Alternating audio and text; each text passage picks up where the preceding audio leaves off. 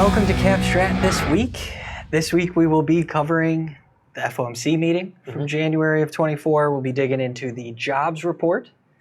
Going to talk a little bit Mag 7, earnings results, how that's impacting stock performance, and then talk about whether or not we are entering another banking crisis, the second time in as many years. So a lot of good stuff to dive into. Let's start with the Fed meeting that we talked about on last week's video shoot. So first, as expected, no changes to the federal funds rate. They did remove that tightening bias from the statement, more neutrally voiced statement coming out of the Fed, and everything was pretty low-key, relaxed market reaction until we got to about 20 to 30 minutes into the Q&A, and Powell started talking about plans for the federal funds rate. So what happened there?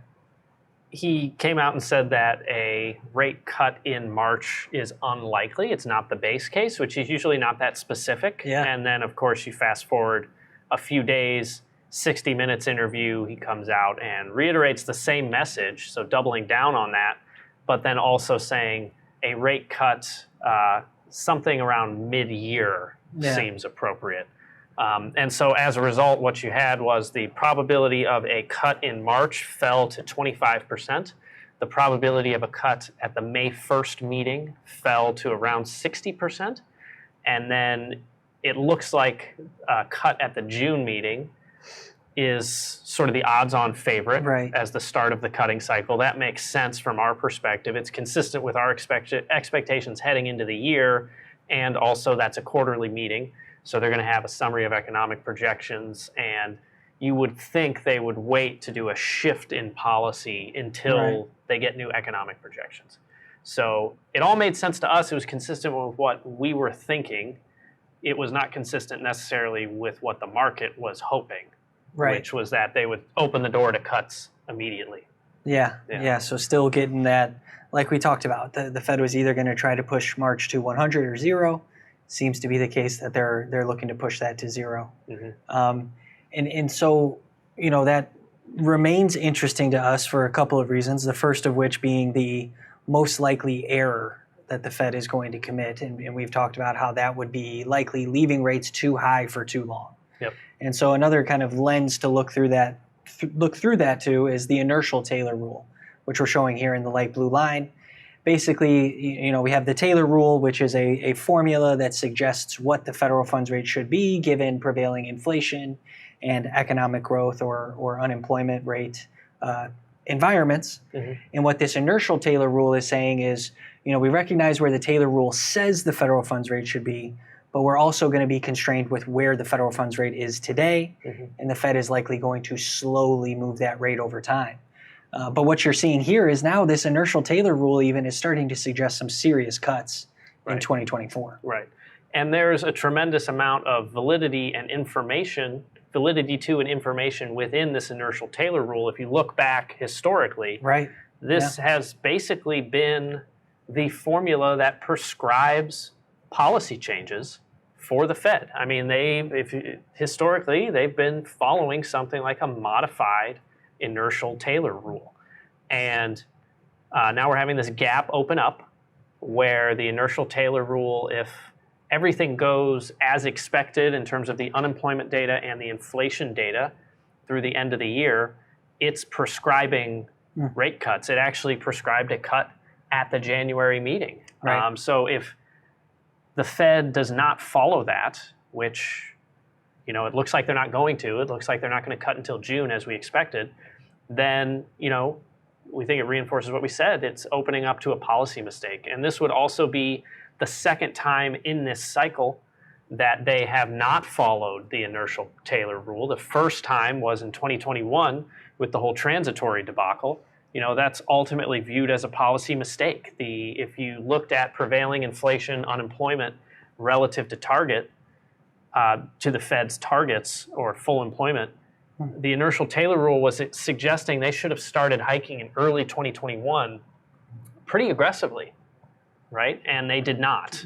This gap opened up. They took more of a wait and see approach, thought inflation was transitory. Turns out it wasn't. They were late. And so, you know, it looks like they were too late to hike, and now perhaps because of fears of reliving the mistakes of the 1970s, as we discussed, they might be too late to cut. Right. So that just reinforces this idea we've been talking about, that the first 6 months, or at least until the Fed starts actually cutting rates, markets and the economy are more vulnerable than seems to be appreciated right now. I understand it looks like the economy and the labor market are Teflon right now, and markets, the Mag 7 can't go down, but financial assets are very expensive, and the probability of a policy mistake is high, and you could argue that they're already making it. They're already making a policy mistake. So vulnerable until they actually start cutting, which we don't think is until June. Yeah, and one of the biggest reasons for this difference between the inertial Taylor rule and the current federal funds rate, and likely the one of the first things that any FOMC member would point to as to why they haven't started cutting rates yet, is just wanting more information around inflation, right? It's both a relatively short time period that we've seen inflation come down back below their 2% target based on some time periods and measures, but we also have that upcoming CPI adjustment report at the end of this week, and I think that just brings to light the larger fact of year end, beginning of year, potential for big adjustments to some of this data that the Fed is getting in. And I think, the January jobs report is a perfect example of that. Well, there's definitely that. But then, further to that point, it seems as though they don't have a lot of trust in the data that's getting reported. They're going to be data dependent. But if you think about it, inflation has been coming down far quicker than they expected for reasons unknown. Right. They were of the opinion that the only way to get inflation down to where it is right now in terms of core PCE was through weakening the labor market. And so now they're looking back at all their models and saying, I don't understand it. Can I trust it? Yep. Can I trust that inflation has actually been has been disinflating or coming down this quickly when I see no evidence of demand destruction in the economy? Can I actually trust that? And then, once again, going back to the lessons of the 1970s, Arthur Burns famously blamed the data. He was dealing with runaway inflation, multiple economic shocks, oil embargoes, etc.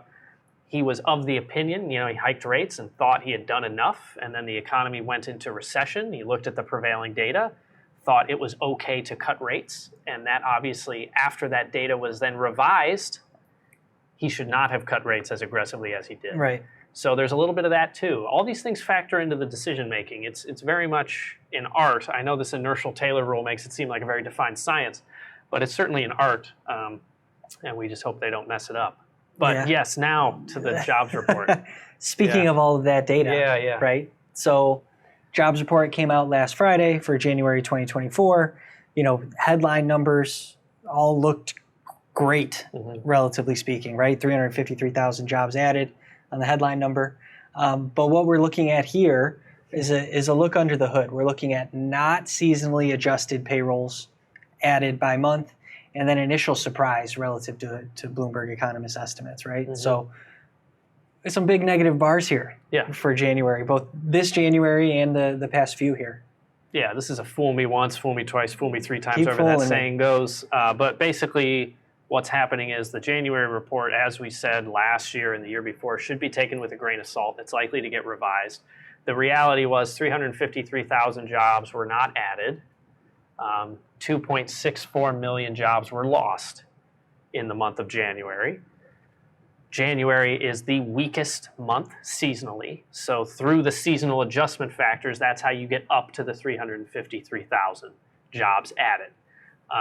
So that's the first thing. The other thing you notice is in each of the last 3 Januaries, the initial surprise are our largest surprises in every year, right? So clearly not clearly, but what we think is happening here is since 2021, or January 2022 rather, and post-COVID distortions in the labor market, we've been in a very low firing environment.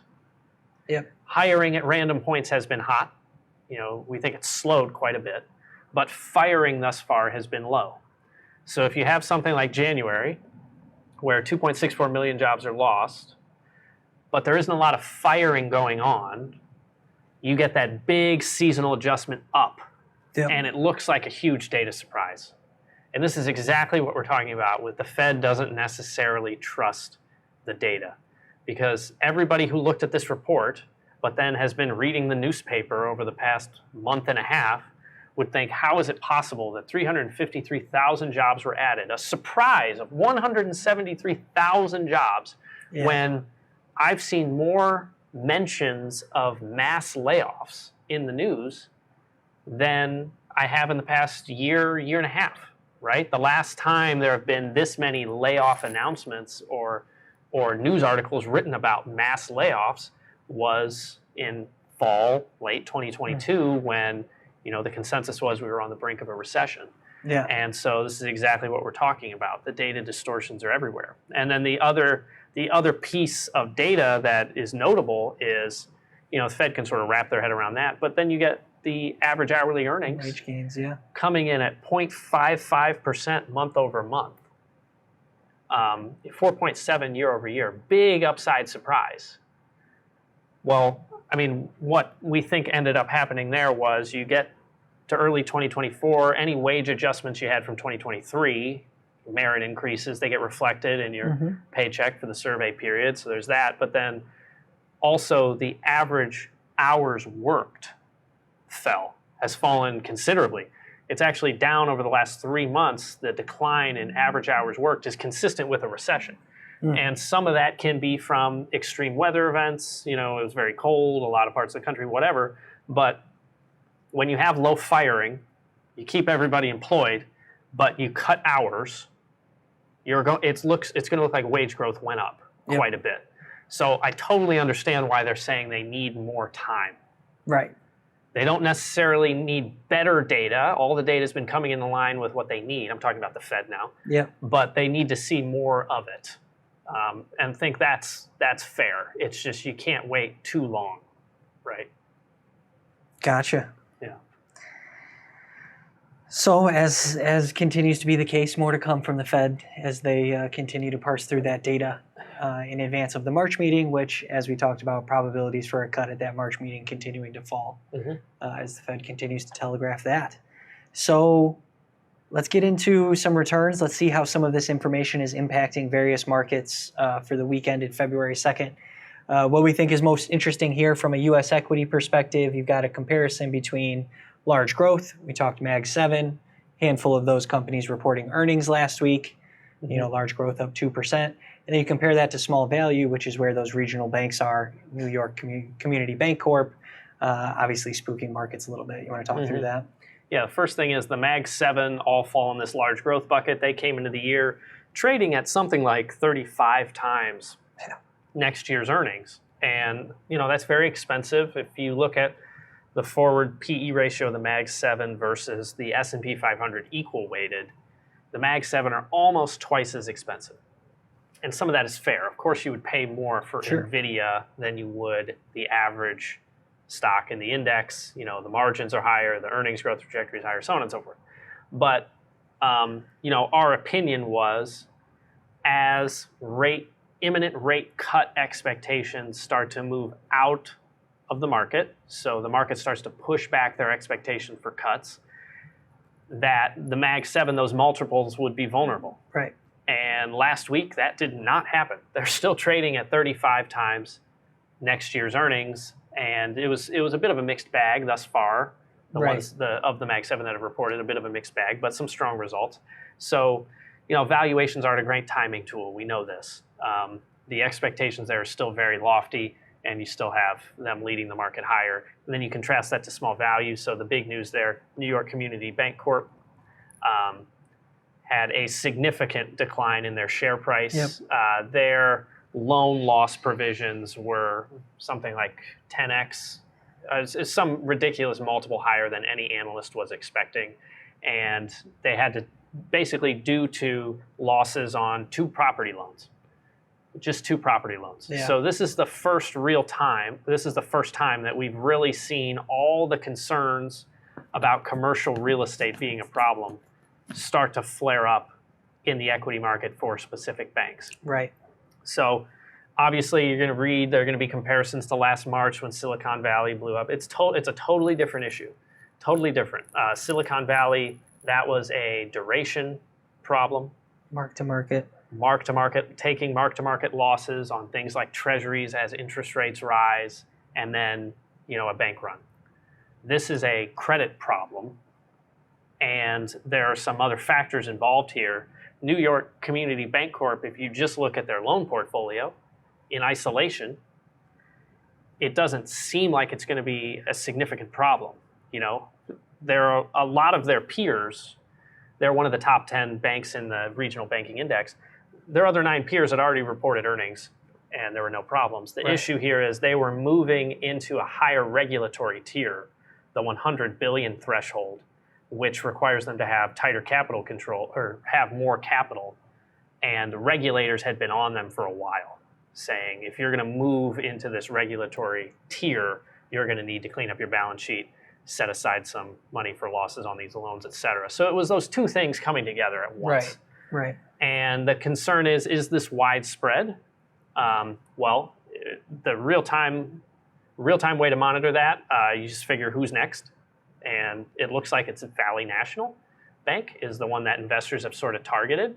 The difference there, they're not in that 100 billion regulatory tier. They're below that. And so they have a little more wiggle room. And, we'll see how hard the regulators come down on them. But the share price there it's down quite a bit since New York Community Bank Corp reported. So this will be something that we'll continue to monitor. At this point, it doesn't seem like something that's going to totally derail the valuations for small caps and the potential outperformance this year, but it's definitely something that we're going to monitor. Sure. Yeah. Makes sense. And then we'll just check in briefly on the fixed income side, green across the board for the week ended February 2nd. You can see a little bit of a flattener with the 30-year Treasury outperforming, shorter maturity Treasuries. Anything notable to report on from a fixed income perspective? Those moves and these returns for last week would probably be surprising to some. I mean, you think about the big events, the Fed saying, March is unlikely, that you would think would push up longer term yields. And then you have the jobs report, coming in hotter than expected with the hot wage gains. Those both you would think would push up longer term yields, but one, you didn't really see the follow through until the start of this week that we're shooting. So that's the first thing. It's just a timing thing. And then second, as you move out on the yield curve, the 30-year, not only is it going to react to near-term policy, and is the Fed going to cut right now, or are they going to cut later, but the 30-year yield is also going to reflect the probability of a policy mistake. If the Fed ends up leaving the Fed funds rate too high for too long, and we see a growth scare or a labor market surprise, a negative labor market surprise, then the 30-year would sniff that out. 30-year yields would fall, prices would go up. So there's a bit of that.